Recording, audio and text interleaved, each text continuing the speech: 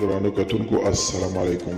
زه محمد سلمان همدرد د حق غږ پښتو چینل خبري لنډیز کې ستاسو کوربه اوس تاسو پام را اړوم د مهمو خبرونو لنډیز ته.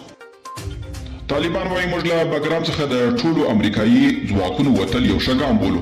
غواړو چې زموږ د هیواد له ټولو برخو څخه بهرني ځواکونه ووځي. دا هم د هغو هیوادونو په ګټه دي او هم د افغانانو.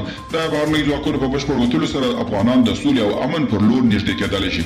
پخواني ولسمشر حامد کرزي وايي امریکا په افغانستان کې ماتې خوړلې او اوس دې له خپل مسؤلیته تېښته نه کوي.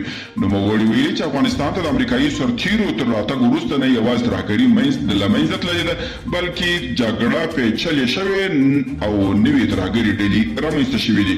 په افغانستان کې نړیوال بانک نوي مشر میلینډا کوویډ ویلي په دې سختو شرایطو کې اړتیا لیدل کېږي چې له افغانستان سره د نړیوالې ټولنې مرستې د تېرو کلونو د لاسته راوړنو د ساتلو په موخه دوام ومومي. او د ملګرو ملتونو د مرستو د همغږۍ اداره وایي چې د افغانستان په مختلفو ولایتونو کې د جګړې زیاتوالي له امله څه باندې 215,000 کسان له خپلو اصلي سیمو څخه بې ځایه شوي دي چې په دې جنګي شرایطو کې له سختو مشکلاتو سره مخ دي.